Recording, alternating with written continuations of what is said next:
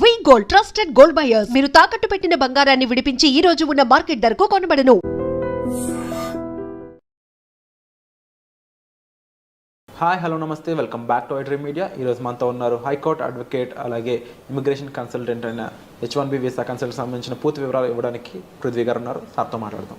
Hi sir. Hi Virat. Sir, current situation of NRI, అమెరికాలో ఉన్న NRI situation ఎలా ఉందంటే అమెరికాలో ఉండలేరు, ఇటు ఇండియా రాలేరు అన్న విధంగా ఉంది.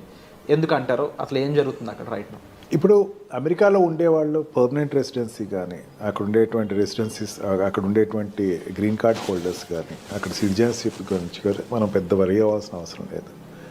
వాళ్ళకి ఆల్రెడీ సెటిల్డ్ దేర్. అక్కడ వాళ్ళని ఏమీ టచ్ చేసేటువంటి ఆస్కారం ఉండదు. మనకి ప్రాబ్లం వల్ల ఎవరికి వస్తుందంటే H1B వీసా మీద వెళ్ళిన వాళ్ళ దగ్గర వస్తే ప్రాబ్లం. H1B వీసా వాళ్ళు వెళ్ళే వాళ్ళకి, అక్కడ ఆల్రెడీ ఉన్న వాళ్ళకి ప్రాబ్లం వస్తుంది. ట్రంప్ ఉద్దేశం ఏంటంటే ముందు అక్కడ ఉండేటువంటి ఎంప్లాయీస్కి, H1B వీసా ఎంప్లాయీస్కి శాలరీలు పెంచేస్తాడు ఫస్ట్. అంటే ఉన్నటువంటి $1,20,000 పర్ యానం US డాలర్స్లో వచ్చేటువంటి ఎంప్లాయీస్ ఎవరైతే ఉన్నారో వాళ్ళకి ఒక్కసారి శాలరీ పెంచేస్తాడు. అంటే 1,20,000 నుంచి 1,40,000, 1,50,000 చేస్తాడు. తన ఉద్దేశం ఏంటంటే ఈ 1,50,000 జీతం శాలరీ తీసుకోగలిగినటువంటి వాళ్ళు మాత్రమే అక్కడ ఉండాలి. ఓకే. మిగతా వాళ్ళు with in short term they have to వాళ్ళు పెట్టి బేడా సర్దుకుని ఇండియాకి వెళ్ళిపోవటమే. ఇక్కడి నుంచి వెళ్ళేవాళ్ళు కూడా ఆ 1,50,000 రిక్వైర్మెంట్ ఉన్న వాళ్ళు మాత్రమే అక్కడికి వెళ్ళాలి. అంటే మనకి వీసాస్లో, H1B వీసాస్లో వెళ్ళేవాళ్ళు 2 రకాలు ఉంటారు విరాట్. ఒకళ్ళు ఏంటంటే కంపెనీ స్పాన్సర్ ఉంటాడు. అంటే ఏదో కంపెనీ, అతను ఎక్కడో పనిచేస్తున్నాడు, ఆల్రెడీ తన ఒక కంపెనీలో పనిచేస్తున్నాడు అనుకుందాం, వాడిని అక్కడికి పిలుచుకెళ్ళేటువంటి ప్రాసెస్. అంటే కంపెనీ టు కంపెనీ తీసుకెళ్ళేటప్పుడు వాడి యొక్క రిక్వైర్మెంట్ ఉండేటప్పుడు తీసుకెళ్లే వాళ్ళకి పెద్ద ఇబ్బంది ఉండదు. కన్సల్టెంట్స్ ద్వారా వెళ్ళేటువంటి వాళ్ళు ఉంటారు. కన్సల్టెంట్ ద్వారా ఏంటంటే ఆల్రెడీ అక్కడ ఎవడో ఎంప్లాయ్మెంట్ నిన్ను పిలుస్తారు, నువ్వు ఫేక్ ఎక్స్పీరియన్స్లు పెట్టుకో, లేకపోతే ఏదో పెట్టుకో, ఏదో రకంగా అక్కడికి వెళ్ళిపో అనే వాళ్ళకి మాత్రం ఇది గడ్డుకాలం. ఆల్రెడీ అక్కడ ఈ 2 రకాలుగా వెళ్ళే వాళ్ళు, వెళ్ళిపోయిన వాళ్ళు ఉంటారు కదా అక్కడ, వాళ్ళకి నీ ఇందాక చెప్పాను చూసారా, మీకు ఈ పారామీటర్స్లో 1,20,000 శాలరీ ఏదైతే ఉందో, US డాలర్స్ శాలరీ ఏదైతే ఉందో, ఆ శాలరీ కన్నా తక్కువ ఉన్న వాళ్ళు you better drop from the country అని చెప్పేసి ఒక 2 months టైం ఇస్తాడు. అండ్ 2 months టైం దేనికి ఇస్తాడు? Search for a new job. వాడికి సెర్చ్ చేసినా సరే వాడికి అక్కడ రావాల్సిన 1,20,000 శాలరీ తోటి ఉండేటువంటి ప్రమాణాలతో ఉండేటువంటి కంపెనీలో జాయిన్ అవ్వాలి. Otherwise you have to come back to India. Nothing, అక్కడ ఎంప్లాయీ ఎవరంటే it's nothing A contract labour. ఇక్కడ నుంచి కాంట్రాక్ట్లో అక్కడికి వెళ్తాడు, 6 months to 2 yearsలో కాంట్రాక్ట్లో వెళ్తాడు. వెళ్ళిన తర్వాత రెగ్యులరైజ్ అవ్వడం అంటే వాడు అక్కడ ఉండేటువంటి what we call green card కానీ, అక్కడ రెసిడెన్సీ పర్మిషన్ కానీ రాదు వాళ్ళకి. వాళ్ళు ఇంకా గాల్లోనే ఉంటారు. అసలు రెసిడెన్సీ పర్మిషన్ రావాల్సిన వాళ్ళు ఇంకా 60 లక్షల మంది ఉన్నారట అక్కడ. ఇంకా 60 లక్షల మంది ఉన్నారు. ఓకే. వీళ్ళందరికీ ఎప్పుడు రాను, వాళ్ళు 3 phases వైజ్గా వస్తుంది. వాళ్ళకి ఫేస్ వైజ్గా రావాల్సి ఎప్పుడు వచ్చిన వీళ్ళకి, I'm not talking about Indians, world వైజ్గా ఉండేటువంటి అక్కడ USలో ఉన్న వాళ్ళు 60 లక్షల మంది. వీళ్ళందరికీ రావాలి అక్కడ ఉండే గ్రీన్ కార్డ్ రావాలి. గ్రీన్ కార్డ్ తర్వాత సిటిజన్షిప్ అప్లై చేసుకుంటారు. గ్రీన్ కార్డ్ రాకుండా ఉండి H1B వీసా మీద ఉన్నవాళ్ళు అక్కడ ఉన్నవాళ్ళు, వాళ్ళల్లో చాలామంది లెస్ దాన్ $1,20,000 మాత్రమే ఉన్నవాళ్ళు ఉన్నారు. 1,60,000 పైన ఉండేటువంటి వాళ్ళు జనరల్గా సాఫ్ట్వేర్ కంపెనీలో ఉండేవాళ్ళు. మనకి ఏంటంటే సాఫ్ట్వేర్ కంపెనీ ఒకటే అనుకుంటే కనపడతాయి, ఇంకా చాలా సెక్టర్స్ ఉంటాయి.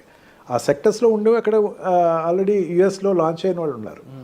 వాళ్ళందరూ కూడా 1,60,000 పైన శాలరీ ఉన్న వాళ్ళు మాత్రమే ఇక్కడ ఉంటారు. వాళ్ళకి 1,40,000 చేసేస్తాడు, గ్రాండ్గా చేస్తాడు. ఫస్ట్ 1,40,000 చేసి ఈ 1,40,000కి వాడికి ఇన్పుట్ ఉన్న వాళ్ళు మాత్రమే తీసుకోండి, ఇలాగే తీసుకోవద్దు.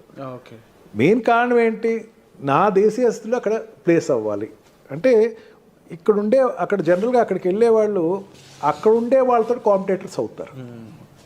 1,20,000 శాలరీ అండి, 1,20,000 శాలరీ కన్నా తక్కువ ఉండేవాడు అక్కడ ఆల్రెడీ దొరికేస్తున్నాడు. వాడితో వీడి కాంపిటేటర్. నిన్ను తీసుకోవాలంటే నీకు ఎక్స్ట్రా టాలెంట్ ఉండాలి. నీ పర్సనాలిటీ నువ్వు ఎంబోర్డ్ చేసుకోవాలంటే నీకు you must be an extraordinary person for US. నిన్ను తీసుకెళ్ళాలి అనుకుంటే ఆ రకంగా నువ్వు వెళ్ళిన వాళ్ళు చూడాలి అని చెప్పేసి ట్రంప్కు ఒక నిర్దిష్టమైనటువంటి ఆలోచన అయితే తీసుకొచ్చే అవకాశం ఎక్కువే కనపడుతుంది. ఈ రకంగా చూసుకుంటే వెళ్ళే వాళ్ళకి ఆల్రెడీ ఎగ్జిస్టింగ్ ఉన్న వాళ్ళకి కూడా కొంచెం ఇబ్బందులు అయితే ఖచ్చితంగా ఉంటుంది. బట్ ఒకటి నా స్ట్రాంగ్ ఫీలింగ్ ఏంటంటే మన ప్రైమ్ మినిస్టర్ తోటి ఆయన మంచి రిలేషన్షిప్ ఉంది. Of course.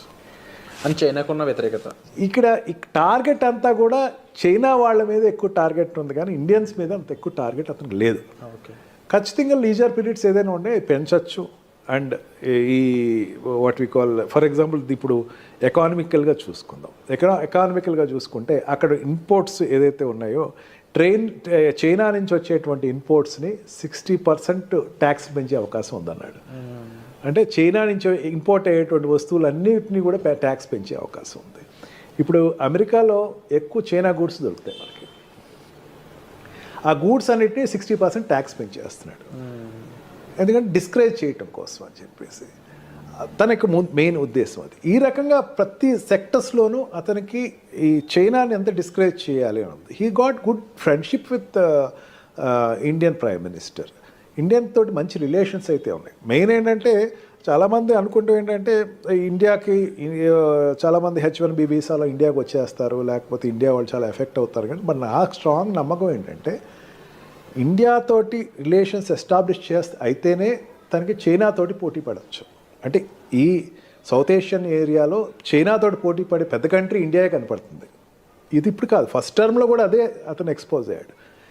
ఈ రకంగా చూసుకున్నా సరే ట్రంప్ ఉండేటువంటి తన పాలసీస్ అన్నిటినీ కూడా ఇండియా వైజ్కి వచ్చేసరికి కొంచెం లీజర్గా కొంచెం లీనియంట్గానే చూడొచ్చు. అందుకని అంత డ్రాస్టిక్గా మనకేం నష్టం రాకపోయి ఉండొచ్చు. బట్ వన్ థింగ్, కన్సల్టెంట్స్ నుంచి వెళ్ళేవాళ్ళు కాస్త జాగ్రత్తగా ఎక్కువ చూసుకుని ఫేక్లు తక్కువ పెట్టుకుని, ఫేక్లు కాకుండా ఒరిజినల్గా మీరు ఉండేటువంటి మీ ప్రజెంటేషన్ ఉంటే కనుక they will get benefited of it. Already అక్కడ ఎగ్జిస్టింగ్ ఉన్నవాళ్ళు కూడా ఇమీడియట్గా మళ్ళీ ఇంకో కంపెనీలో జాయిన్ అయ్యి ఇమీడియట్గా దాన్ని అతను what we call lean period ఏదైతే ఉందో ఆ పీరియడ్ నుంచి బయటకు వచ్చేసి వెంటనే ఇంకో దానికి ఎంప్లాయ్మెంట్ అప్లై చేసుకుని షిఫ్ట్ అయితే బెటర్.